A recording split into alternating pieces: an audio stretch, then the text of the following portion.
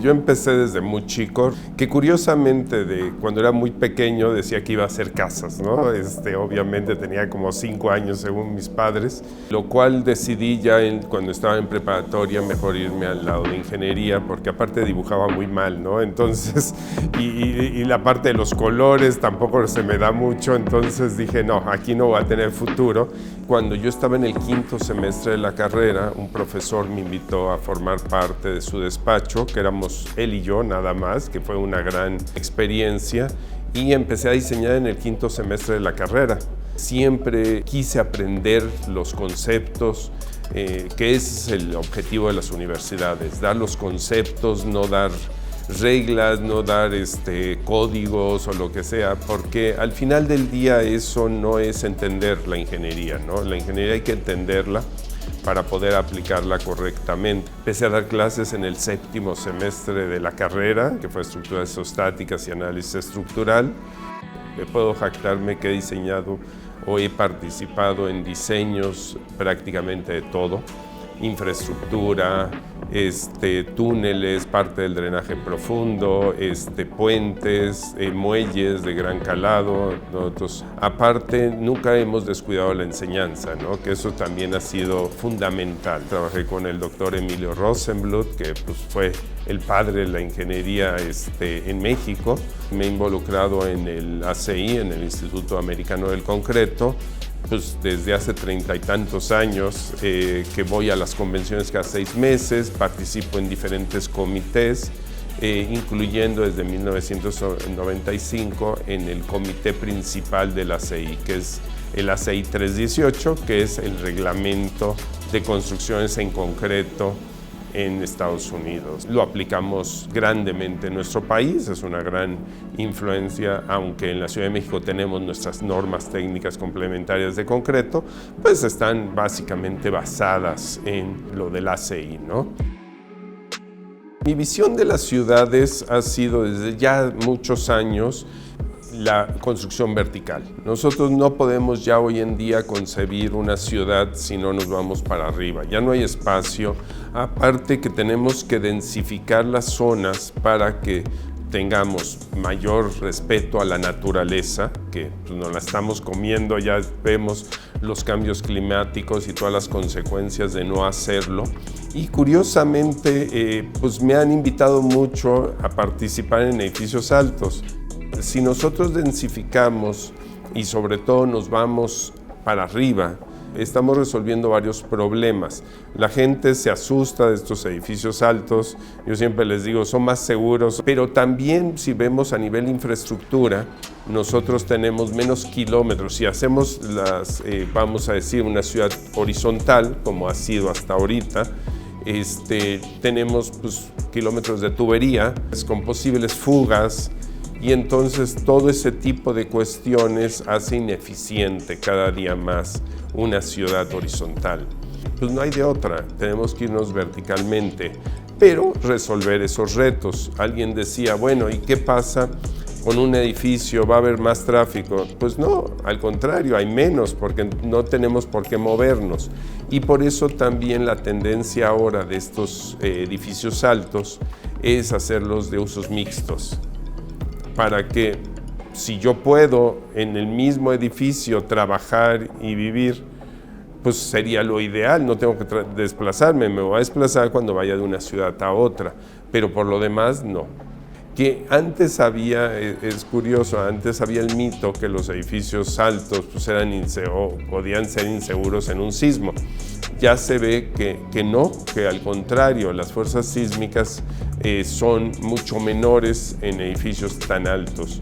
Obviamente hay que tener cuidados especiales, no digo que no, pero si uno ve, generalmente edificios medianos son los más afectados por los sismos. Yo me acuerdo que al principio había la idea de que un rascacielos o un edificio alto tenía que ser de estructura metálica. Yo decía, no, yo creo que debe ser en concreto. Y apenas empezaba a ver esa transición.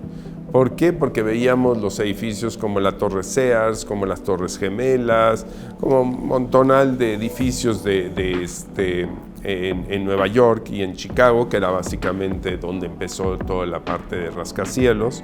Hoy en día, si vemos eso, solo el 6% de los edificios, de los 100 edificios más altos, son en acero. ¿Por qué? Porque es antieconómico. Esa parte me tocó vivirla, influir que fueran de concreto. Tanto que llegamos a la Torre Coy, ¿no? Que fue el primer edificio o el edificio más alto en Latinoamérica, 100% en concreto. Era el segundo más alto de Latinoamérica, seguido por la Torre Costanera en Chile. Entonces, cuando nosotros hicimos Torre Coy, diseñamos, es decir, participamos con el diseño junto con Torton Tomasetti. Lo primero que me preguntó Torton Tomasetti: oye, Roberto, ¿de qué la vamos a hacer? Digo, desde luego de concreto, no hay de otra, ¿no? Si queremos hacer un edificio eficiente, ¿no? Y pues lo demostramos. Era el primer edificio en México de esa altura que se hacía 100% en concreto también. Pues construir ciudad es tener un espacio más atractivo para vivir. Al final, la mayor parte, del 80% de habitantes en el mundo viven en ciudades. Entonces yo creo que debemos de hacer las ciudades más amigables, más saludables, porque ahorita vemos, ¿qué vemos? Pues contaminación.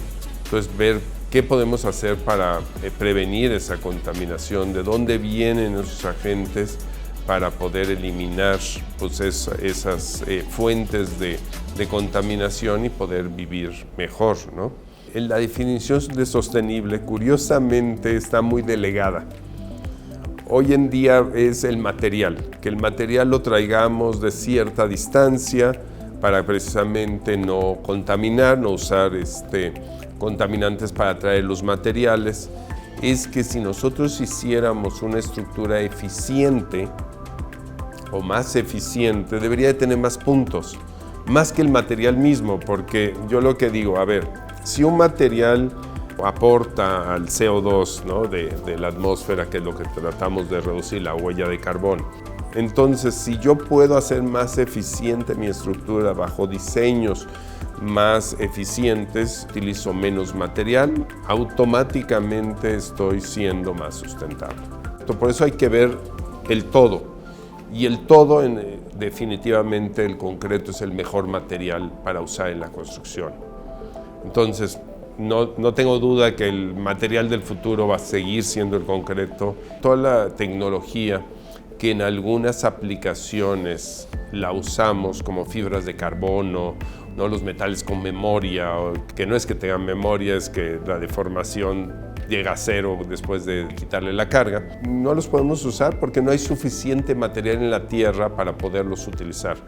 La experiencia con Cemex ha sido muy enriquecedora. Yo creo que para poder hacer y innovar y poder utilizar nuevas tecnologías, nuevos materiales, pues necesitamos el apoyo de quien fabrica el material. Nosotros podemos, y lo que hacemos pues es diseñar, es ver la parte estructural, pero en nuestros proyectos a veces necesitamos ir más allá, ¿no? Necesitamos materiales, por ejemplo, cuando yo empecé a diseñar, que fui el primero que introduje los concretos de alta resistencia, el uso de fibras, pues no hubiera podido ser sin retroalimentación pues, de quien lo fabrica. También cuando diseñamos Torre Coy necesitábamos concretos de más resistencia. En los edificios altos un fenómeno que es muy importante es el flujo plástico y la contracción a largo plazo, o sea, los efectos a largo plazo. Cemex, por cuenta propia, instrumentó 4 columnas para ver ese efecto, no solo en el laboratorio, nos mandó las gráficas de flujo plástico y después lo medimos y vimos la diferencia que había entre el laboratorio y lo que fue la realidad, y aparte pudimos modificar nuestro diseño. Hoy en día con las computadoras es muy fácil que ya que tengamos el dato más preciso, poder modificar y optimizar la estructura. Mi nombre es Roberto Stark y me dedico al diseño, asesoría y revisión de proyectos estructurales.